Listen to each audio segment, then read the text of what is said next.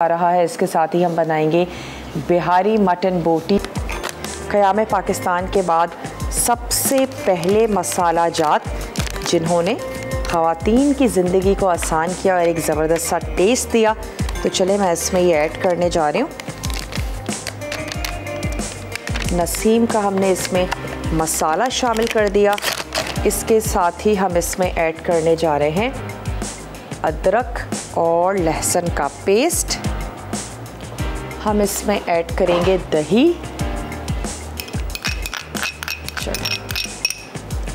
हम इसमें शामिल करेंगे दही। अच्छा, जो सुर्ख प्याज है इसको हम पीस के इसमें शामिल करेंगे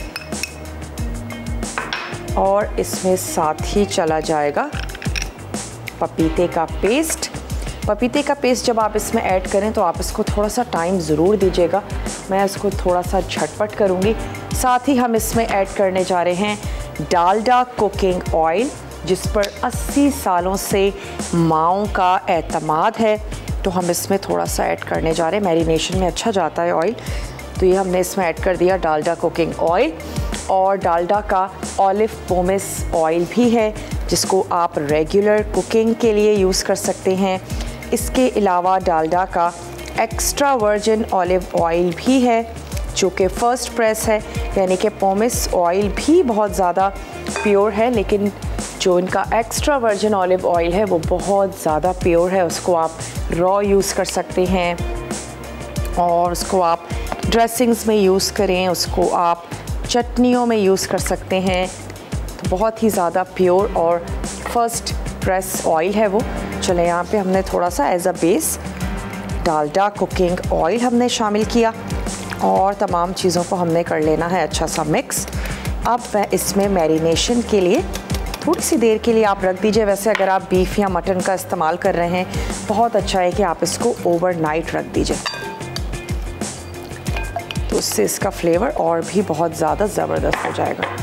इसमें सिर्फ एक चीज़ मैं और ऐड करूँगी, यानी कि सुर्ख पिसी हुई प्याज इसमें और जाएगी, तो वो हम पीस लेंगे और इसमें शामिल कर देंगे। उसके बाद हमने इसकी कुकिंग की तरफ चलना है और प्याज के रिंग्स के साथ, पुदीने के पत्तों के साथ हमने इसको, थोड़ी सी हरी मिर्चें, इसके साथ हम इसको सर्व कर देंगे। तो चलिए, मैंने इसको कर दिया अच्छा सा मिक्स और इसको रख लेते हैं एक तरफ। अच्छा, अगर हमारे पास अभी ब्रेक का टाइम है तो हम ले सकते हैं, ताकि जब हम वापस आएंगे तो फिर बादाम दूध का थोड़ा सा हमें काम करना है, वो कर लेंगे। और गार्लिक ब्रेड भी है आज, बहुत ही मज़ा। यहाँ पर मैं क्या कर रही हूँ, सुर्ख प्याज हमने ले ली है और इसको हम थोड़ा सा पीस लेंगे। और एक इंग्रेडिएंट यानी कि केवड़ा, जो मैंने इसमें ऐड नहीं किया था, वो भी हम इसमें शामिल कर देते हैं। ये चला गया इसमें केवड़ा। खशखाश को आपने थोड़ा सा वॉश कर लेना है और वॉश कर लेने के बाद उसको भी हम इस शरबत में ऐड करेंगे। साथ ही हमने इसमें शामिल कर देना है बादाम, 10 से 12 बादाम ऐड कर देंगे। हम इसमें शामिल कर देंगे सुकराल और इन तमाम चीज़ों के साथ हमने इसको अच्छा सा इतनी देर तक पकाना है, बादाम का, तमाम चीज़ों का इसमें ज़बरदस्त सा अरोमा आ जाए। तो चलें, ये हमारे पास थी सुर्ख प्याज और ये हमने ऐड कर दी अपने इस बिहारी बोटी में। अभी से इसकी बहुत ही ज़बरदस्त सी खुशबू से है माओं का एतमाद। तो हम इसमें शामिल कर देते हैं तकरीबन 1/4 कप और मैं इसमें ऐड कर देती हूँ ये हमारा मैरिनेटेड मटन, जिसमें हमने ऐड किया था नसीम का बिहारी बोटी मसाला। और हम इसको सर्व कर देंगे प्याज के रिंग्स के साथ, थोड़े से पुदीने के पत्तों के साथ हमने इसको सर्व कर देना है। चलें, साथ ही साथ ब्रेड पर भी चेक करते चलें, चीज़ अच्छी सी मेल्ट हो जाए, ब्रेड अच्छी सी गोल्डन हो जाए, तो इसका मतलब है कि वो रेडी हो गई है। कोई भी कच्ची चीज़ तो है नहीं जिसको हमने पकाना है, बस सिर्फ हमने इसको अच्छा सा एक गोल्डन सा कलर देना है।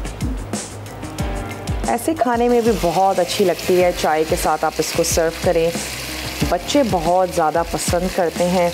कुछ पर हमने ऐड किया नसीम का पिसी हुई काली मिर्च मसाला और कुछ पर हमने शामिल कर दिया नसीम का लाल मिर्चों का मसाला। वो तमाम लोग जो हर चीज़ में अपना थोड़ा सा स्पाइसीनेस का लेवल अप रखते हैं।